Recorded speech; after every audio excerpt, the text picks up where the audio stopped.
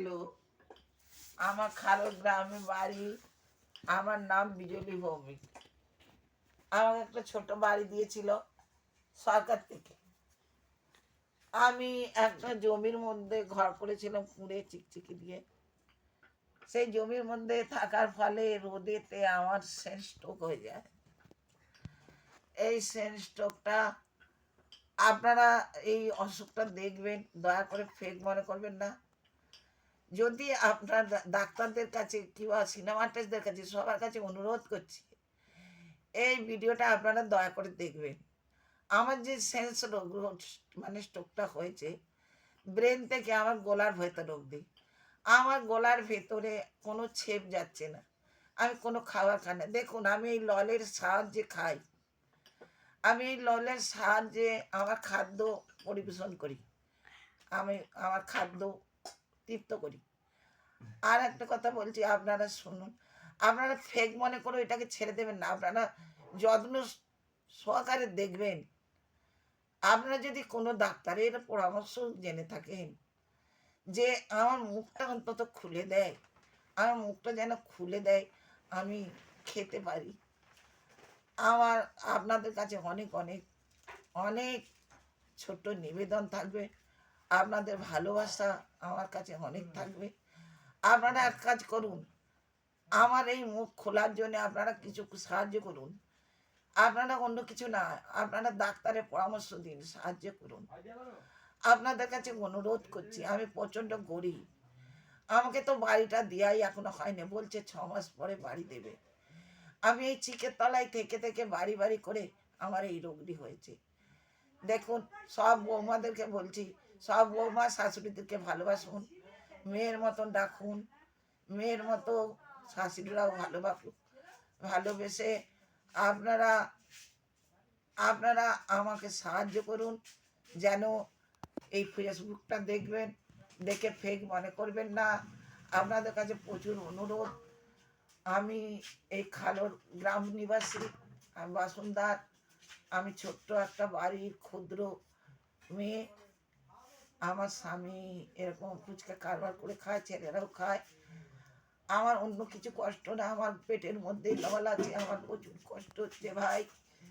যে যেখানেই দিদি হোক, ভাই হোক, ডাক্তার দিদিমণি, আপনারা যাই হয়ে থাকেন না কেন, আপনারা সব মনে করে ভালোবেসে এই ছবিটা দেখে আপনারা কি করে আমার মুখটা খুলবেন, আপনারা পাঠাবেন।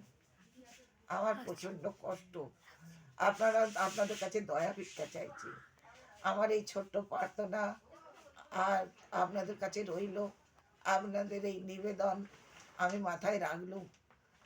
এই ছোট প্রার্থনা বলে আমি বলতে পারছি না, আমি কষ্ট করে বলছি। এই এই ভিডিওটা দেখে আপনারা পাঠাবেন। জয় বিজলি ভক্তি। ফেসবুক আমার কাছে প্রথমেই আমি ক্ষমা চেয়ে নিচ্ছি এইরকম ভিডিও ছাড়ার জন্য। যদি ভুল হয়ে থাকে আমাকে ক্ষমা করে দেবেন। আমার মা খুবই অসুস্থ। আমার টাকা পয়সা লাগবে না। ফেসবুক বন্ধুদের তোমাদেরকে জানাচ্ছি, টাকা পয়সা লাগবে না। আমার মাকে শুধু ডাক্তারের প্রয়োজন, যাতে ভালো ডাক্তার পরামর্শ পায়। সেই ভালো ডাক্তারের পরামর্শ পেলে যাতে আমার মা সুস্থ হয়ে ওঠে। আমার মা খুবই কষ্ট পাচ্ছে, তাই ফেসবুক বন্ধুদের কাছে এই ভিডিওটা নিয়ে তোমাদের কাছে এনে ছেড়েছি। কেউ খারাপ মাইন্ডে নেবে না, কারণ আমার মা খুবই কষ্ট পাচ্ছে। যাতে ডাক্তারের পরামর্শ যত তাড়াতাড়ি পায় তত তাড়াতাড়ি আমার মা সুস্থ হয়ে উঠবে। তাই কেউ যদি কারো চোখে আমার মায়ের এই ভিডিওটা যদি পড়ে, একটু অনুরোধ করছি যাতে তোমরা তাড়াতাড়ি একটা ডাক্তারের পরামর্শ দিতে পারো, যাতে ওই রুগীটা তাড়াতাড়ি চিকিৎসা আরম্ভ হয়। আমরা ডাক্তার দেখিয়েছি, ডাক্তার ওষুধও দিয়েছে। ডাক্তার আবার রিপোর্ট সমস্ত করে নিয়ে যেতে বলেছে। ব্রেন মাথা স্ক্যান করতে দিয়েছে, আরও অনেক রকমের রিপোর্ট করতে দিয়েছে। কিন্তু আমার মা প্রচুর কষ্ট পাচ্ছে। তাই আমি এই সোশ্যাল মিডিয়ার মধ্যে বাধ্য হয়ে ছাড়লাম এই ভিডিওটা। সবাই যে আমার মাকে দেখছো, কেউ সবাই একটু আমার মায়ের ডাক্তারের পরামর্শ দাও। টাকা পয়সা লাগবে না, ডাক্তারের পরামর্শ দাও।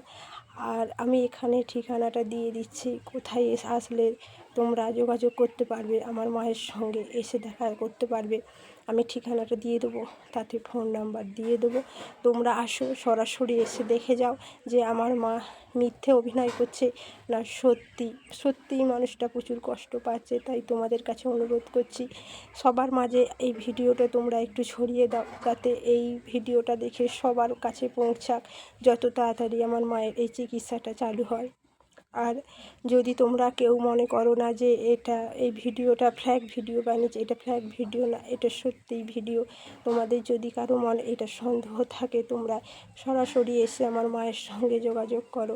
আমি আমার মায়ের মেয়ে। আর যদি আমি ঠিকানাটা ধরে তোমরা আসো, ফোন নাম্বার দেওয়া থাকবে, তাতে যোগাযোগ করবে। আর যতটা পারবে বন্ধুরা একটু শেয়ার করো, যাতে সবার মাঝে ছড়িয়ে যেতে পারে, সবাই যাতে তাড়াতাড়ি আমাকে পরামর্শ দিতে পারে। নমস্কার বন্ধুরা, যদি কিছু ভুল করে থাকি ক্ষমা করবেন, ক্ষমা করে এই ছোট্ট বোনটাকে যদি ভুল ত্রুটি বলে থাকি, কারণ আমার এখন মাথায় ঠিক নেই কী বলছি না বলছি মায়ের এই অবস্থা দেখে। সবাই ভালো থাকবেন, সুস্থ থাকবেন, আর দয়া করুন সবাই ঠাকুরের কাছে প্রার্থনা করুন যাতে আমার মা তাড়াতাড়ি সুস্থ হয়ে ওঠে।